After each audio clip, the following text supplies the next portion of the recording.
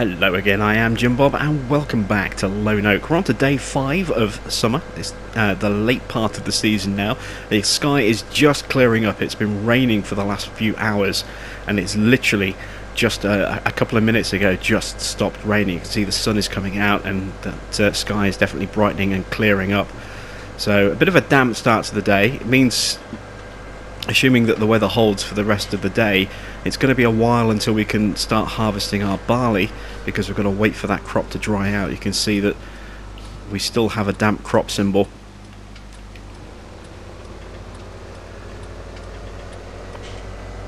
And we also have some new equipment to pick up as well. If you remember yesterday, I started off the day by entering into negotiations over a demo combine to be delivered to the farm on Sunday for us to try out and harvest our soybeans with.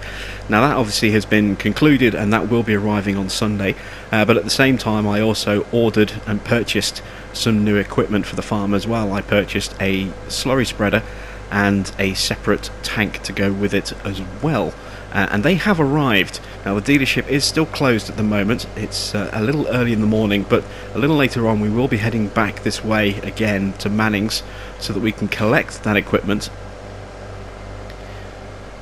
and then once we've done that, then we can obviously put that to work on the fields that we've harvested already. So our our canola field and our wheat field that we harvested over the last 2 days.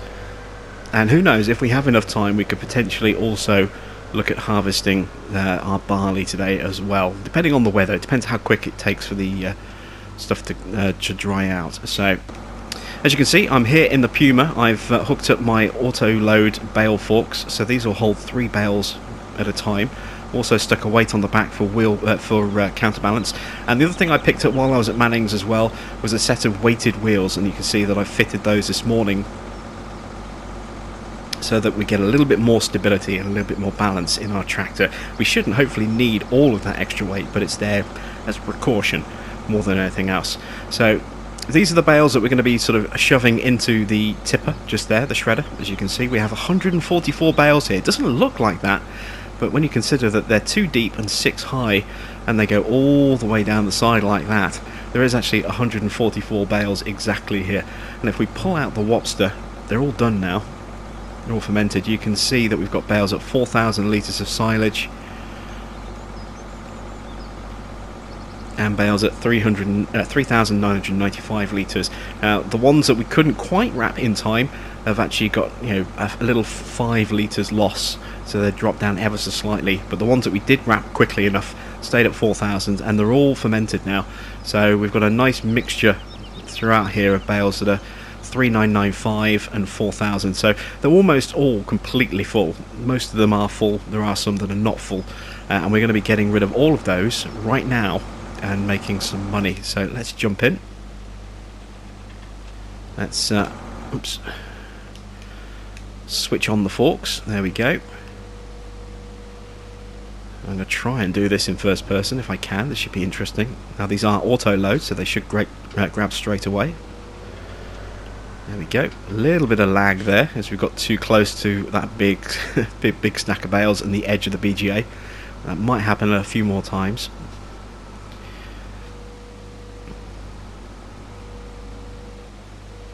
And we'll release these and let's see how much we get per bale. 793 per bale. That's not that much actually. I thought we'd get more than that. I was kind of hoping we were going to get more than that. Why is that so low?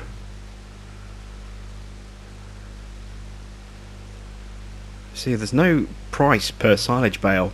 That is not that high at all. Tell you what I'm going to do. I'm going to take the next 3 bales over to the barn and I'm going to sell them at the barn just to see if there's a difference. Now I want to put the rest of them through the BGA here anyway, just simply because I want that digestate, especially now that we have a slurry spreader to use. But what I'm going to do with these ones here is I'm actually going to take these over, as I say, to the barn and sell them there and see just how much money we get for those. So I'll meet you there.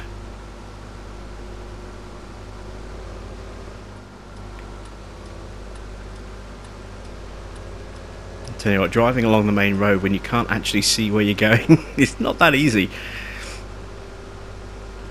Right, so let's see how much we get for these bales here. I'm going to have to manually release these, otherwise they'll still be accounted as part of the bale forks. Here we go. Yeah, same price, so it's obviously just not a good price. A little disappointed. I was hoping for, as I say, closer to 1,000 per bale. Maybe it's just the wrong time of year for these to get the best price. Now we are going to have another cut on our field that's still growing, and on top of that we're also going to have a first and second cut on the field over by the sheep, so we've got plenty of time to make a lot more silage bales, and those we might hang on to and try later in the year, see if we get a better price. But for now, I'm going to head back to the BGA and carry on working away on the bales over there, get those tipped in and start making a nice load of digestate. Okay, so we're back at the BGA. Oops. There we go. Forks unfolded. Let's carry on grabbing these bales and selling these off. I really am curious as to exactly how much I'm going to end up with. I'm hoping it's going to be a significant amount of cash, but given how little, it's still a fair amount, $800 per bale, but I really was hoping that we would make more than just 800 per bale. Still, it's going to certainly go a long way to reducing our debt a little bit, which will be important, because if we decide to go ahead and buy one of those combines, I am going to be keeping one of the small ones that we have, so I'm only going to have one combine and one set of headers to trade in, so I'm going to be losing in terms of PX value around about 120,000 or so, maybe a little bit more, maybe a little bit less, but somewhere between 100 120,000, I think, depending on wear and tear and equipment depreciation. So if I can raise a nice bit of cash today, then that goes a long way to sort of substituting out the missing 100,000 plus that I'm going to get from the second combine if I hold on to it. I don't know, I get the feeling that we're going to need one of those smaller ones as we start moving onto some of the fields with really tight access, as we expand the farm, and I'd rather not sell one now. I need to have to, so we'll sell them both now and you have to buy one of them back again in the future. So it's kind of a, damned if I do, damned if I don't situation, and if I do sell, then I'm going to have to pay more to get it back. Potentially quite a bit more to get it back, and on top of that, oops, just realised we're on the wrong time on the clock. There we go. On top of that, it's going to far outstrip the machine costs of owning it, I think.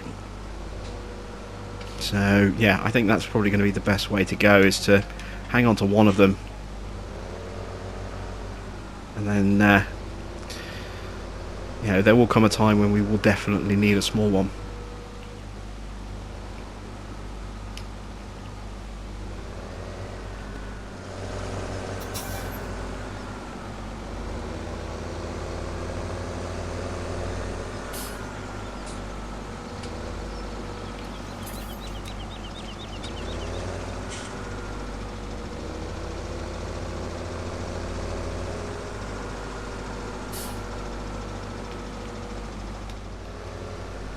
So I'd say we're around about halfway through our stacks of bales here, and so far, as you can see, we've made a little under 60,000, give or take. It's a little hard to be completely precise. I did have a little bit of starting cash, although it wasn't much. I can't exactly remember how much it was, but it was in the hundreds, I think.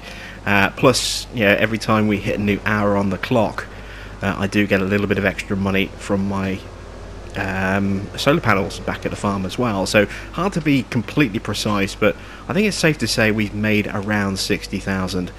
As you can see, that's not far off our actual figure maybe slightly, slightly less than what we've actually made, or slightly more than what we've actually made. We've probably made slightly less than you can see in the corner.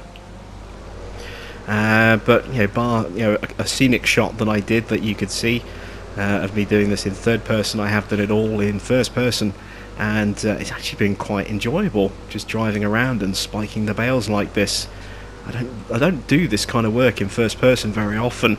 It's quite hard to mess around with bales in first person when you've got such a limited sort of perspective. You don't really have a great depth perception. You can't really see when you're closing in on on some of your bales if you're trying to do just a single stack. But when you're working like this, you're just picking up and transferring from one place to another, and you've got big wide open spaces. This is actually quite a lot of fun to do in first person, and watching them all drop in to the shredder like that is also deeply strangely but deeply satisfying as well. So it's going quite well. I'll continue doing this, and then I'll check in with you once we have finished.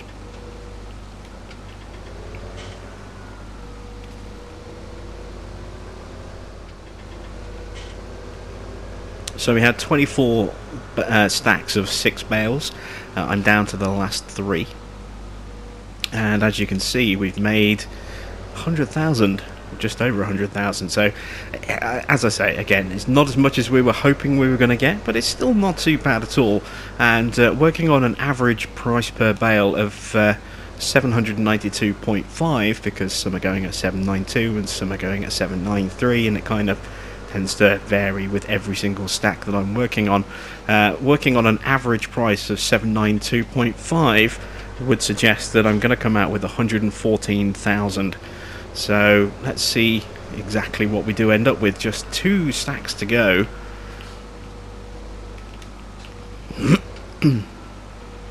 Oh, excuse me, I want to just clear my throat there. We're up to 105 now. And bear in mind, as I say, I've had a little bit of starting cash, not much, but a little bit. And on top of that, I'm about to hit another hour, I think. That might tick over before we finish all this, it might not, but I have had a couple of hours worth of money from the solar panels pop in there as well. So it's not going to be an exact total, but it's going to be pretty close.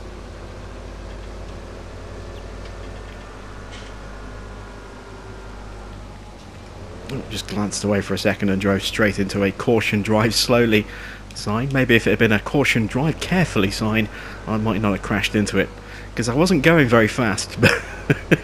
So I was driving slowly, just in the wrong direction. I don't think that's going to help somehow. So last 2 piles of bales to shift, up to 110. It's going to be close to 114, isn't it? It's 112.9.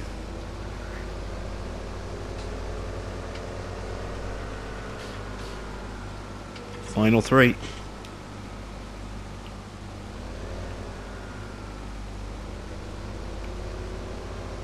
And it's 10 o'clock, so we've had a little extra couple of hundred pop in there, as you can see. We're now to 13.1. That's the solar panel money. And 114, 115.5. So yeah, it's not a bad estimate, around 114,000. I would say that that's probably accurate, and that the starting money that we had, plus 2 or 3 hours worth of solar panel money, accounts for the extra 1,000 or so. So that's not too bad at all. I'm quite pleased with that. Like I said, it would have been nicer if it had been slightly more per bale.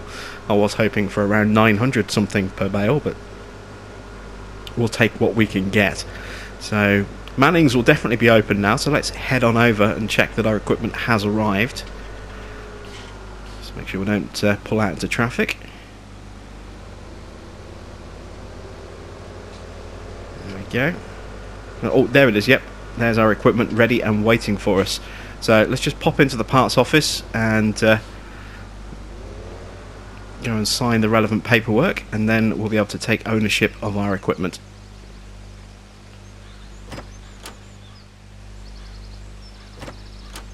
Okay, so that's the paperwork signed. Now, because we're going to be towing an implement, I have arranged for one of the stockroom staff to actually transport my weight back to the farm for me. They've stuck that in a truck and they've gone and dropped that off ahead of time for me. So this is what we're going to be taking back to the farm. We've got this Joskin slurry spreader just here. And we're going to be towing this, so we needed to get the weight sent back to the farm to make room for that. And we've also got this as well, the Goma front tank. Now this we're going to just have to raise our forks and then attach to our front 3-point harness. But let's get these back to the farm, and then we can put them to use, get them working away on the fields for us. Oh, I never did check actually. Before we collect the equipment, let's quickly just nip back over the road. I just want to see what our digestate situation is looking like. My guess is that it's still going to be going up. It's still going to be processing all that lovely, silage that we put through. So let's just open up the HEP window. Is that level going up, or has it stopped processing? Looks like it might have stopped, but that's 169,011 litres. That's quite a nice amount. That's 21% of the storage capacity of the entire tank, just off those bales. That's an awful lot. So it's possible that we may be able to do more than one field. We'll just have to see how quickly we burn through the digestate when we stick it into the fields.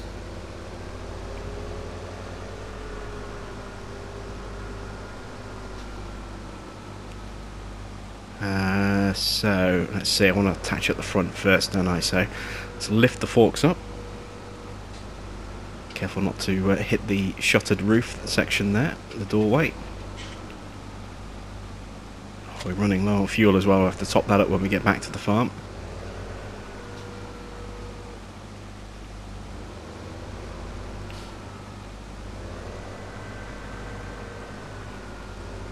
There we go, and this is going to be a bit of a messy convoy, so we'll put our beacons on so that we're definitely alerting anyone on the roads that this is a slow moving obstacle.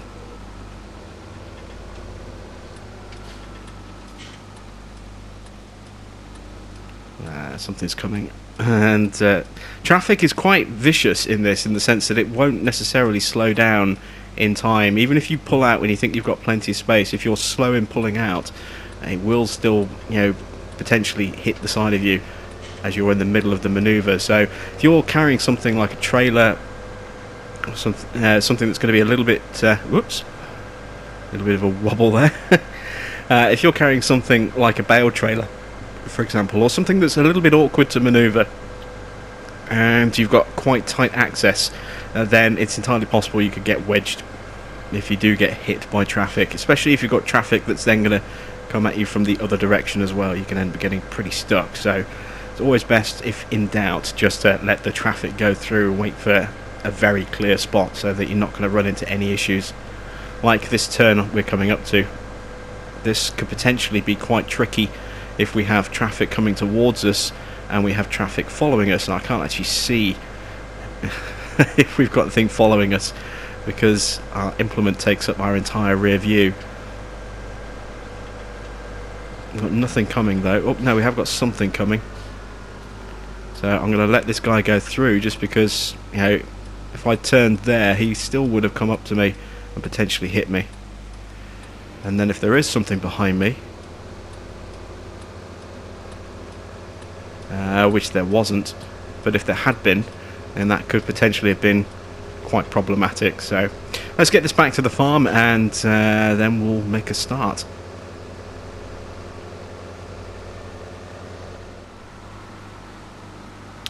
Okay, so I'm back at the farm. I need to figure out exactly where I'm going to store this equipment, and it makes sense for it to be somewhere over here, because once we get cows up and running, then our main source of manure is going to be our slurry tank. which is this here. Now I can't transfer my digestate from the BGA down here. It just won't let me do it because this only accepts slurry. Likewise, you know, I could drop in like a placeable slurry storage tank just here off to the side, but again, they only take slurry. There's a couple to choose from, and I've got them both installed because I have tried about with this, both, you know, in the past and more recently as well. There's two separate sort of storage mods. There's this one here, the MS Liquid Manure Pit. Oh, sorry, the MS Tech Liquid Manure Pit, which holds 100,000 litres. Quite cheap, just very small, so you can put it pretty much anywhere, and it's quite unobtrusive. And the other one is, of course, the Slurry Trader mod over here, and there's a slurry storage option in here. But again, with both of these, they only accept slurry. They don't take digestate. Now, there is a workaround, and that is to go with this, which is the liquid storage pack. Now, this holds 3 million litres of everything. So this will hold fuel, water, slurry, digestate, and liquid fertilizer as well. And it's quite expensive. Well, I say it's not quite expensive. It's not that expensive, but it's quite big.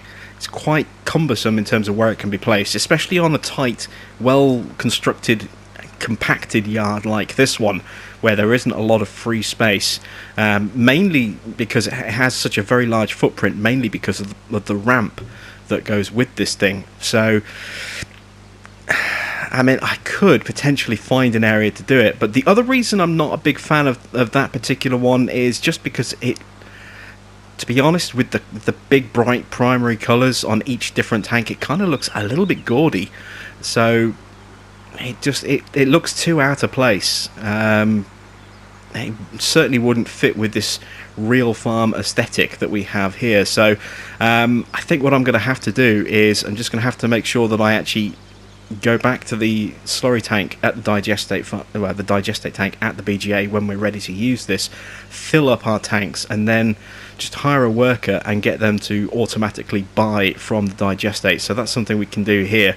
We can do helper refill slurry, and then we have a whole series of options as to where we buy from. So you can see if we had a pig slurry tank, then it would automatically keep filling from there until that ran out. We could do the same with a cow slurry tank, which is the big one that we have here at the farm. We can fill from the digestate tank at the BGA, and if we had other placeables, I think they may possibly show up in that list as well, although I'm not 100% certain on that. Ooh, look at that, great demand at Green Oak Wool for wool. Let's just see what the predicted prices are like for wool right now. Yeah, not great. So we should be getting, according to that, around 8,000 perhaps. What's the actual price showing right now? It's probably going to be less than that. About 8,000. So here's a question: how long do I sit on my wool before I sell it? I suppose I could go and sell it now with that price, assuming it doesn't fluctuate at all, because sometimes with a great demand, as we've seen in the past, they will go up. They may possibly even go down a little bit before they settle on a certain price.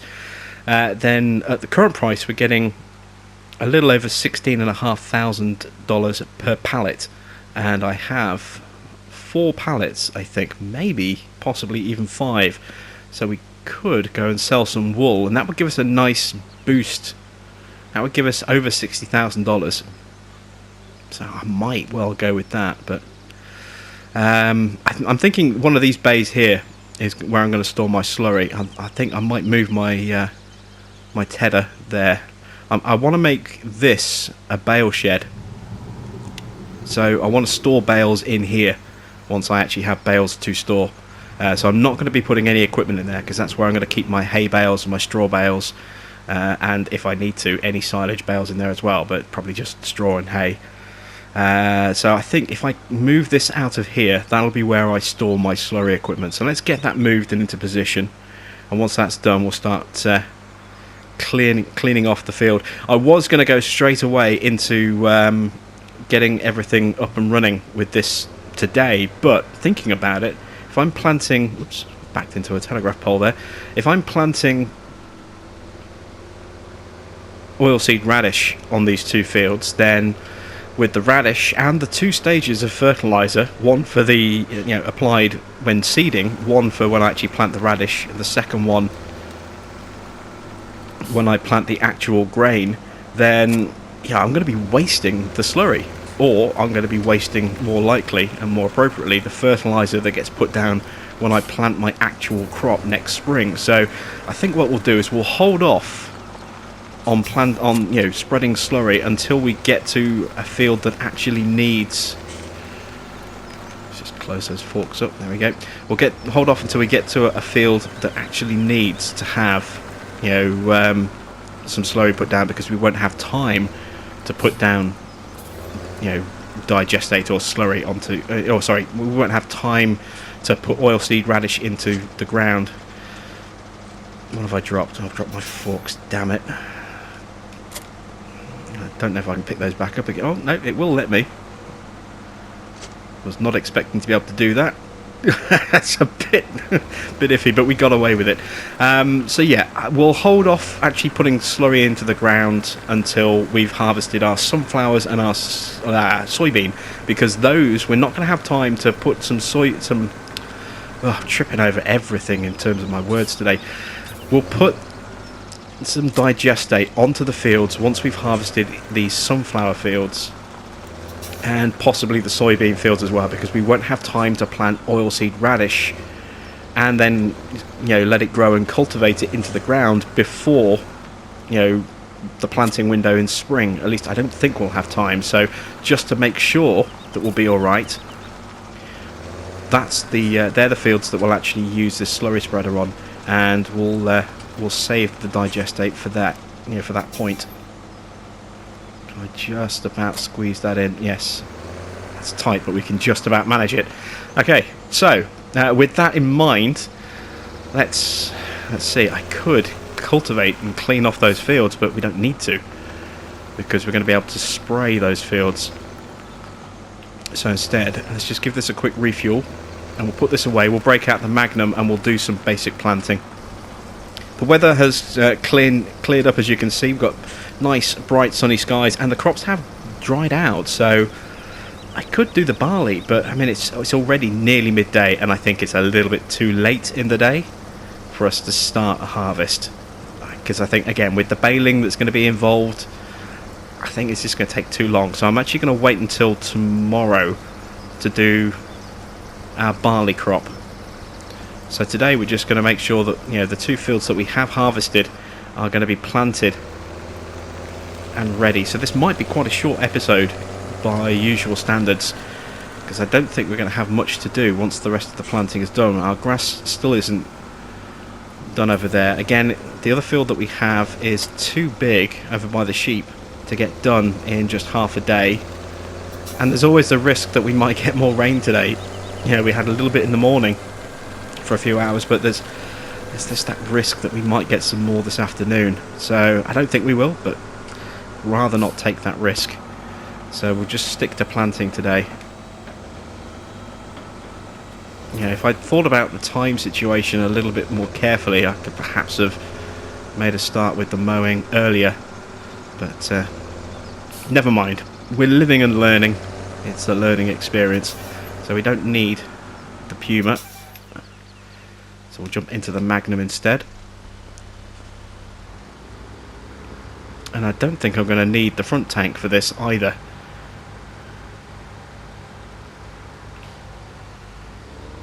Because we're not going to use up a huge amount of seed. Can I refill through the wall? No, I'll have to move a little bit closer. There we go, lid's popped. So we'll refill the seeder. Let's change the crop to oilseed radish. There we go.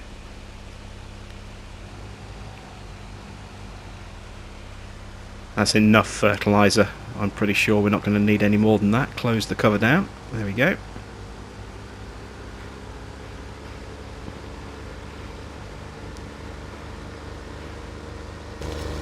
And because this will direct drill, We don't need... Oh, no, tell you what I did want to do. This is something we can do. There's my cultivator. It's over here, isn't it? We can roll the edge of that field in a little bit, because if you remember I did say it was quite precariously close. So let's just grab our little sapphire cultivator here. We'll clean off one edge, just so I can roll the boundary of that field in just a little bit, so it's not quite so tight up against the edge of the road. So I need to start about here.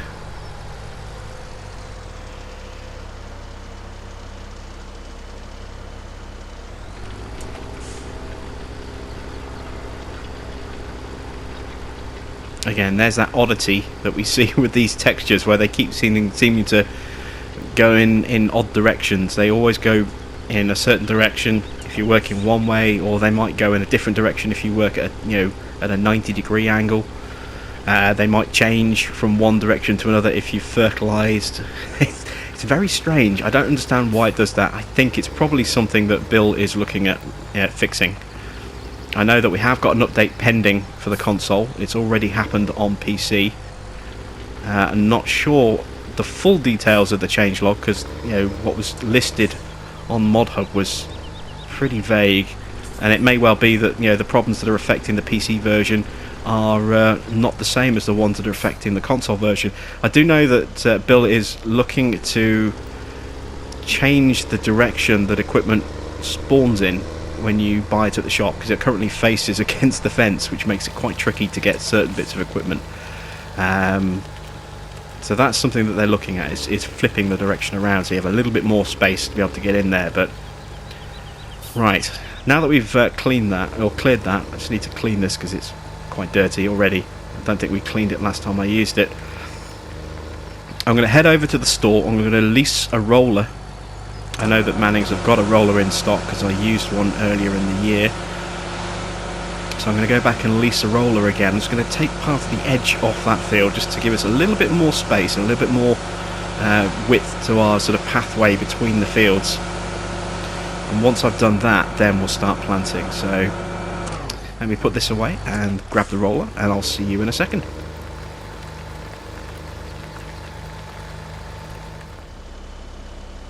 Okay, so we have the roller. Let's lower this down. I want to really change my cruise control speed here, so I don't make any sudden jerky movements while I do the corner. I want to step this in just a little bit.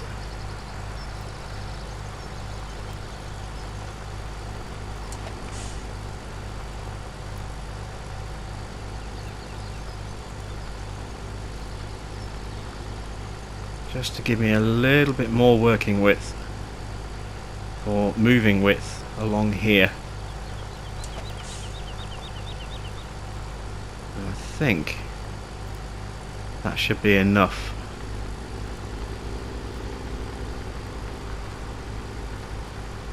I'm going to tidy this up again. You can see I've actually nicked in just a little bit there. We'll correct that either by taking out an extra step, or I've nicked in again, so yeah, we'll definitely make that correction.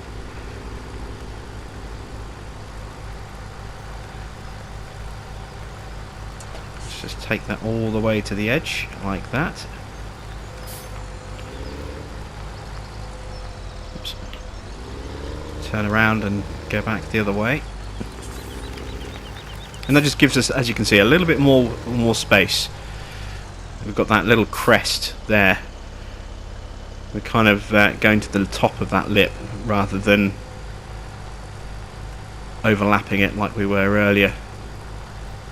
So I'm just trying to step in and get these bits on the side without doing any damage to the next line inside.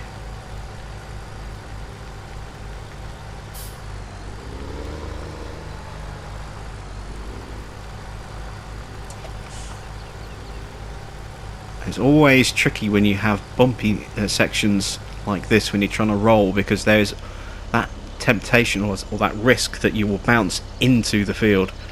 So if I just step up, Yeah, so as you can see, this point here, this is where I need to roll in a touch more. Take this layer off there. There we go. It's really hard to see actually in terms of soil colour.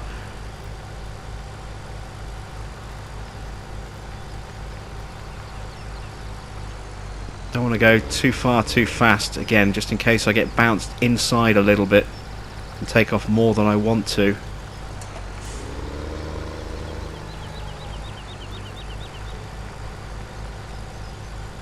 There we go. And I think I've still got a line left on the edge. Yes, I do. Just eke my way in a little bit further. There we go. Take that to the corner. There we go. So there you can see we've got a much cleaner edge, and we've got a bit more working width as well. We've just taken a couple of rows off, but that's definitely a much more comfortable space, I think, for us to be able to drive through, especially when we start getting some larger equipment. You know, we have less of a worry, and here we've got plenty of width here, so not too worried about that bit there. We've got a nice pretty smooth corner there. Might just trim that final little piece. This is going to be tricky, just to get this bit just right. There we go. Got the bit I wanted. And just double check along here, and then we'll check the other corner. There again, you see we can actually take a little bit off this corner here just to make this slightly easier turn as well, so just a little bit.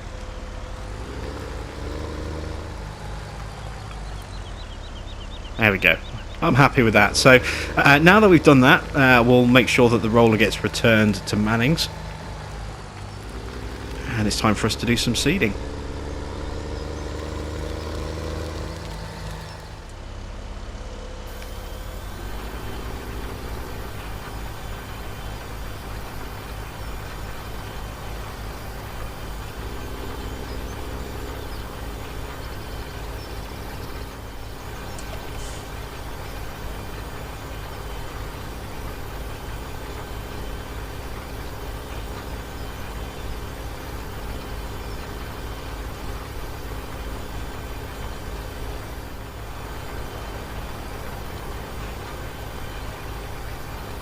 So I'm really hoping that this is going to be ready sort of mid autumn. I think that's going to be when this is going to be grown, and we can then get that cultivated in by the end of the month, by the end of the season, by the end of autumn, into the ground, so that come spring, when we're ready to actually put some crop back into this, it'll be fully fertilised. It'll have stage 1, 2 and 3.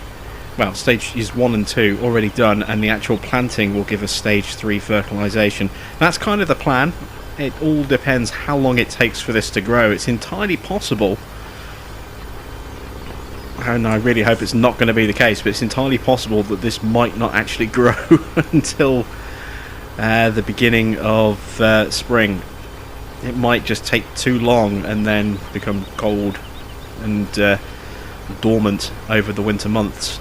I really hope that's not the case, and I doubt that's going to be the case. Like I said, I think this is going to be grown and ready to cultivate mid-autumn at the latest, sort of day 4 of autumn, maybe a little bit earlier, possibly day 5, who knows, but as long as we get at least 2 days of time available to us, it shouldn't take too long to get this cultivated into the ground. I mean, it's not taken us that long to plant, you know, what we've done so far, as you can see. So yeah, once that's done, we'll be saving a huge amount of time at the start of next season. Oops, I got a little bit too carried away there with the turning speed. And once I've done this field, I'm going to do exactly the same over there to our canola field. We're going to plant some more oilseed radish on that field as well. So again, that'll be in the same situation as this one. We'll have a cover crop that'll be ready to cultivate into it mid-late autumn, we'll get that done, and then when we actually plant more canola next year, that'll be stage 3 as soon as it's planted in terms of fertilisation. That's kind of the plan. So I'm going to carry on working away on this field, and once it's done I will move over to our canola field.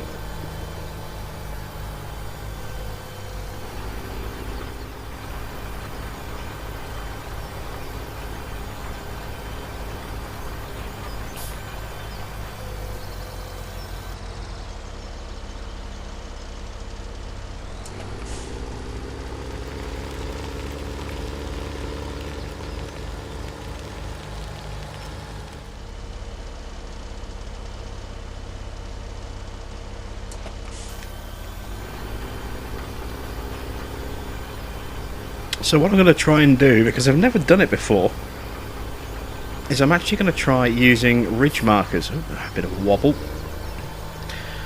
Once I've done my border like this, I'm actually going to try and go up and down the field using ridge markers on a field that hasn't been cultivated. I've never tried to do it on stubble before. I've done it on, cultivated fields, but never on fields with stubble on them. So I think I'll give that a try, just to see what it looks like, to see how effective they're going to be.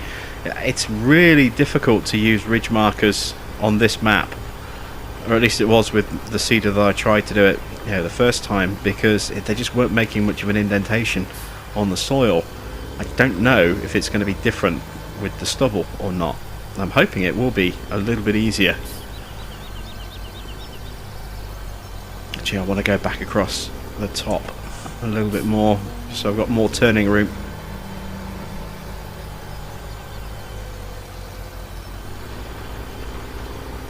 Hopefully I haven't planted onto another field there. That's good. There is a grass field behind me. I don't own it, but there's just always that risk that you can end up cultivating a little patch of it, or accidentally planting something where you shouldn't.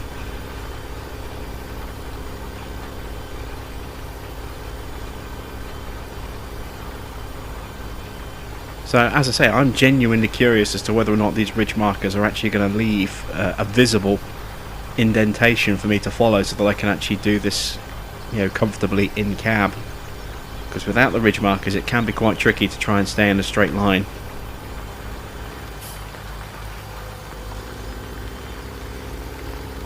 So let's give this a go. Get lined up.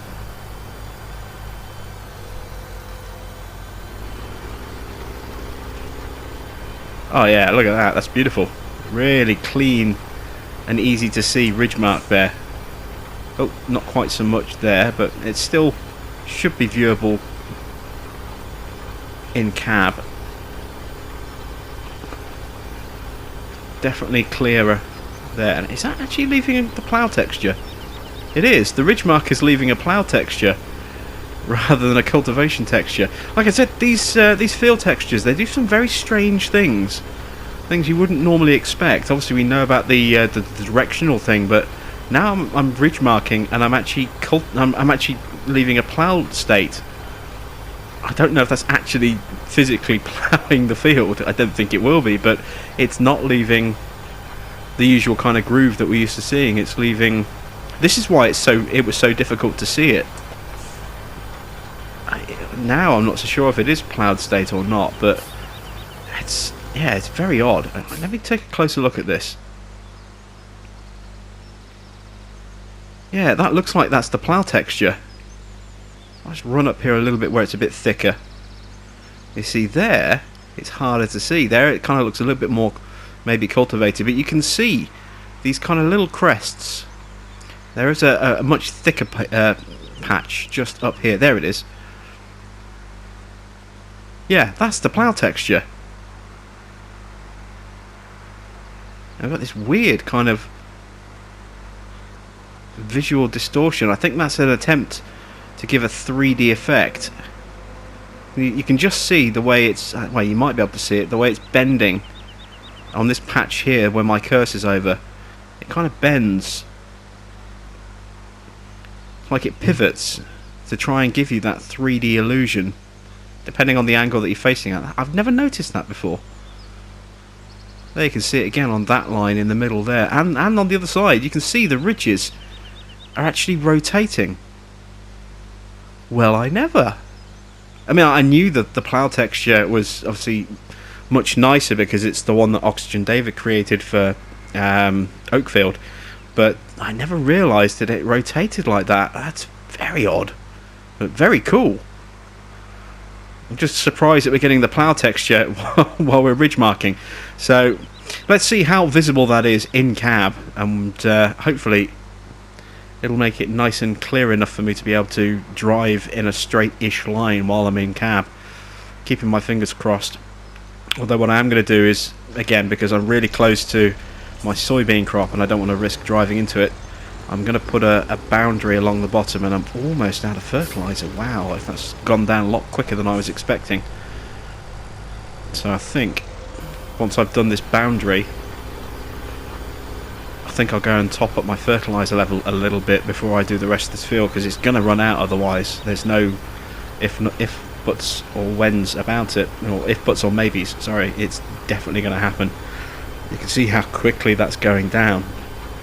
Under 100 litres left now. There's no way it's going to cover all of this.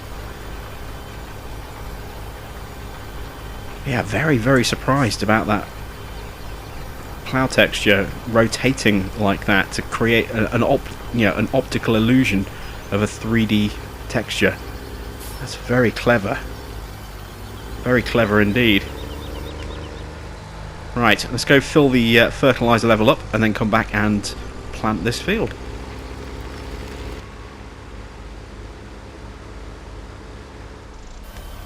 Okay, so we're lined up just about. It's not too bad, is it? Yeah, we can kind of see what we're doing.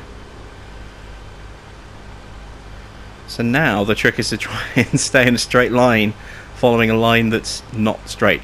It's going to be a fair bit of overlap on this run down the field, but at least I've got a rough idea of a straight line. I can kind of see a groove in the field anyway to kind of follow.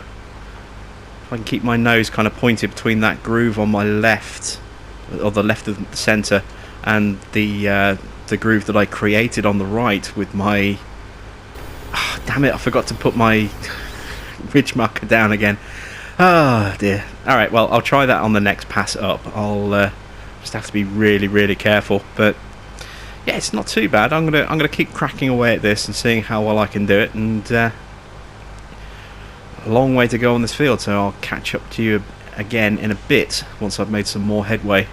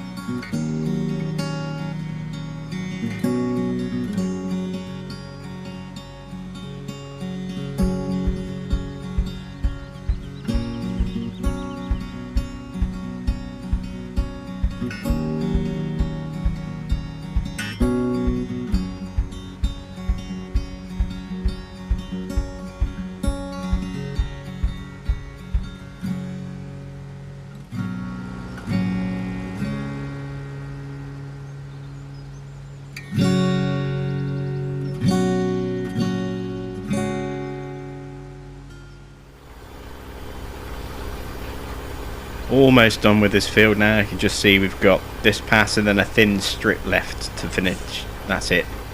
So it's been a productive afternoon putting this into the ground. As you can see, quite a big field. It's taken a few hours. As you can see, it's now about 10 to 6 in the afternoon, early evening kind of time, and this is the last thing we're going to do unless the great demand is still going and the price has gone up, I decided not to bother selling the wool at just 8,500. Well, less than 8,500. If it's gone up, and I haven't checked actually, I completely forgot all about the great demand until just a moment ago. Then if it has gone up, then we might sell the wool, but I think if not, it's probably worth just holding on to it, saving it up. And oh, I've run out of fertilizer. Look at that. I put nearly 1,000 litres in. I figured I'd have enough. Apparently not. I'm gonna have this really thin strip along the edge. I'll weed that strip when it's in its first official growth stage, just to make sure that, yeah, as a crop rather than this cover crop. Once the actual proper crop goes in, I'll weed that edge just to get it up to stage 3. But right, let's get off the field and then we'll check the price menu and see if the price for wool has improved at all. So let's have a look. Oh, it has been going up. Look, it's 8,580 now, and it is going up. It's going up pretty quickly as well. So in that case, I'm just going to hold off. I'm trying to remember when this thing finishes. I'll probably have to check the clip I recorded earlier when it first popped. Find out how long this great demand's going to last. I really hope it's not going to die in the next 2 minutes. And then it might be a mad dash over to sell the wool that we have, which will mean breaking out the trailer and loading that up at the sheep farm. So yeah, I'm going to keep an eye on that price then. Actually, I'll give this stuff a quick clean. I'll keep an eye on that price and we'll see how much it ends up at, and then we may have a mad dash over to the spinnery to sell off our wool pallets.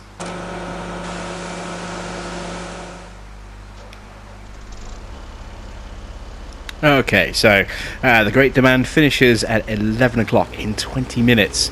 This is all of the wool I have. I've got 4 complete pallets and then 3% of wool in the final 5th pallet, and we're going to go and take it and sell it at the store. The price has been going up a little bit more and a little bit more, and it's a little under 9,000 per 1,000 litres right now. So we're looking at 18,000 per pallet, or give or take a few hundred perhaps, but it's a pretty decent price. And who knows, maybe by the time it gets to 11 o'clock it will actually be around 9,000 per pallet, no, per 1,000 litres, and each pallet is 2,000 litres. So fingers crossed, I could be on a nice little bit of cash here, upwards of 70,000 I think.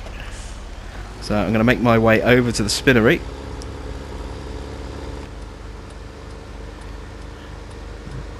Should just about have enough time to get there and maybe even park up for a moment. I want to try and sell as close to midnight as possible without the actual, well, actually no, because it's going to take time for the bales to, or the pallets to process through. So as soon as we get there we'll just pull in and hope that it all sells through before the great demand finishes. I'm just hoping I've got enough time left to actually do everything now.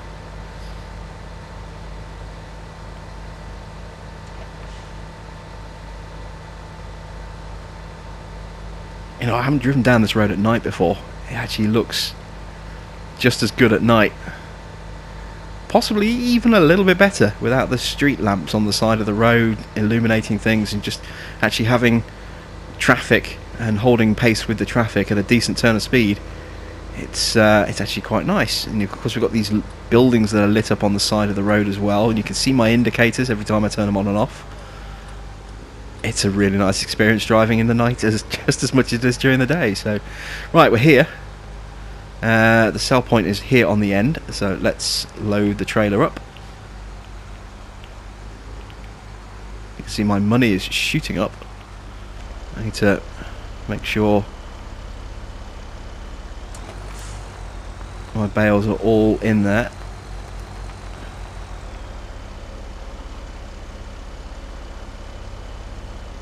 think that's going to tag them all. Yep, the last one at the back's gone. Excellent stuff. What is my price at the moment? 8,972.